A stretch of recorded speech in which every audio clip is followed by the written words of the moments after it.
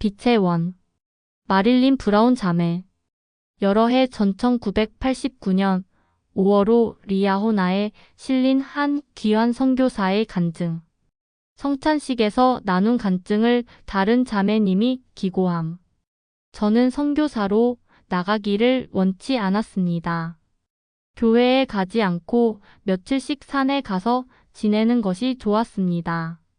그럴 때면 부모님께서는 제가 어디에 있는지 모르셨습니다. 부모님께 꽤 많은 염려를 끼쳐 드렸습니다. 그러나 때가 되어 친구들이 선교사로 가기 시작하자 저도 결정을 내려야 했습니다.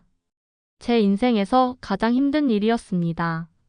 저는 mormon경을 읽어 본 적이 없었습니다. 선교사로 나가는 한 친구가 제게 이렇게 말했습니다.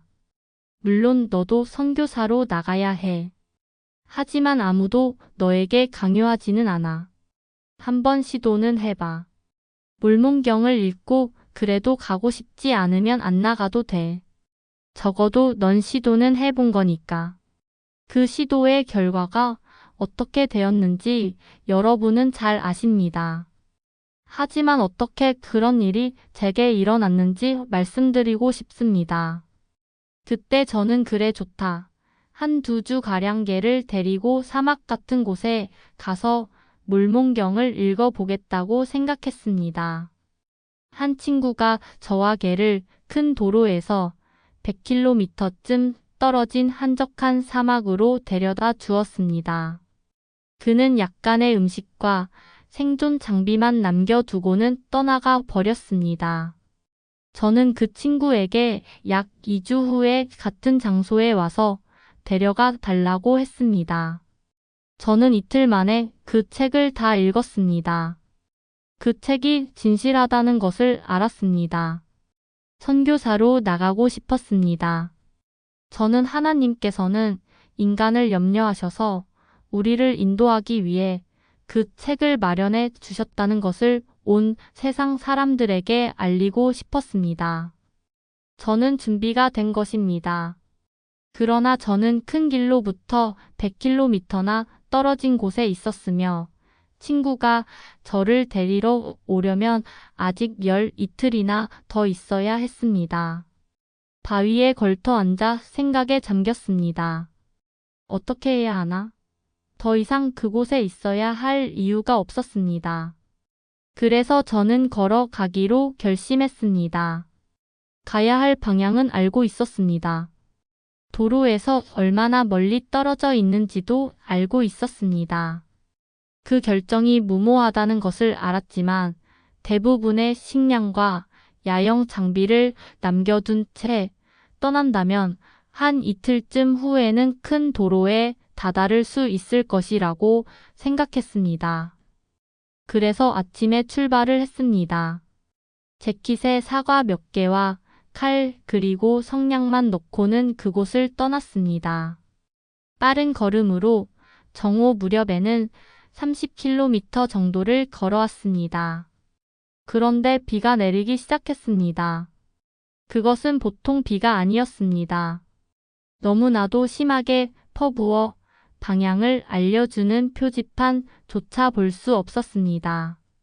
개와 저는 순식간에 흠뻑 젖었으며 추위에 떨기 시작했습니다.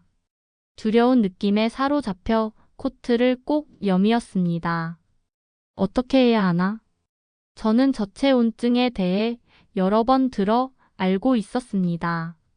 빨리 비를 피해야 한다는 것을 알았습니다. 때는 2월이었고 밤은 얼마 남지 않았으며 내린 비는 곧 얼어붙을 것이었습니다.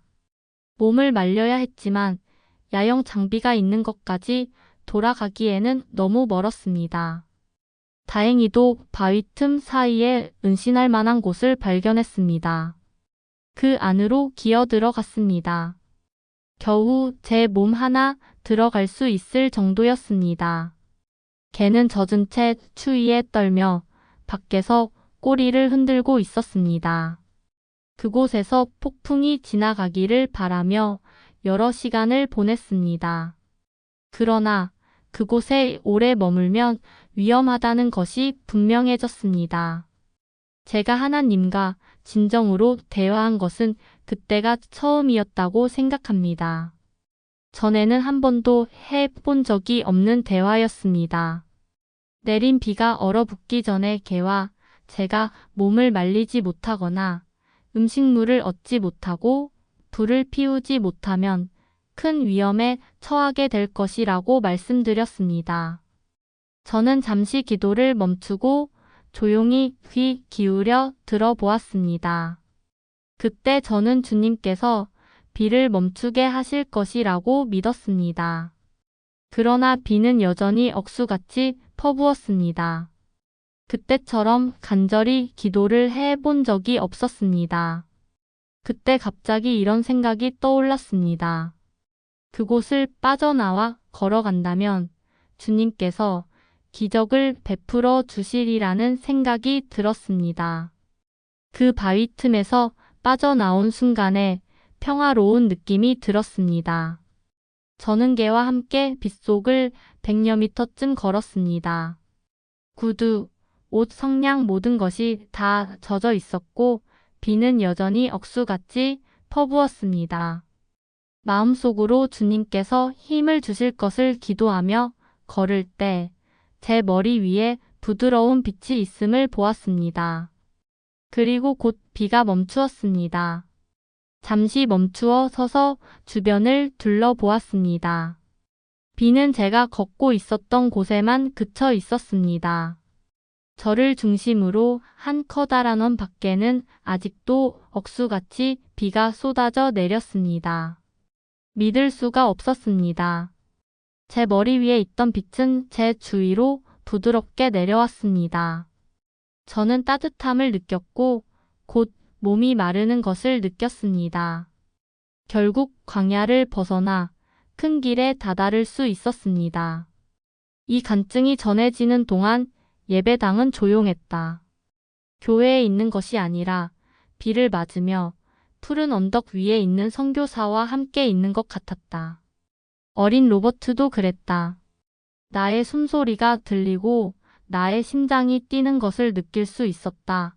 로버트의 그림이 그려진 종이 조각이 바닥에 떨어졌다. 로버트는 어머니에게 더 가까이 다가갔고 어머니는 팔로 그를 감싸 안았다. 성찬식 모임에 앉아 우리는 각자의 빛의 원 안에 있는 것 같았다.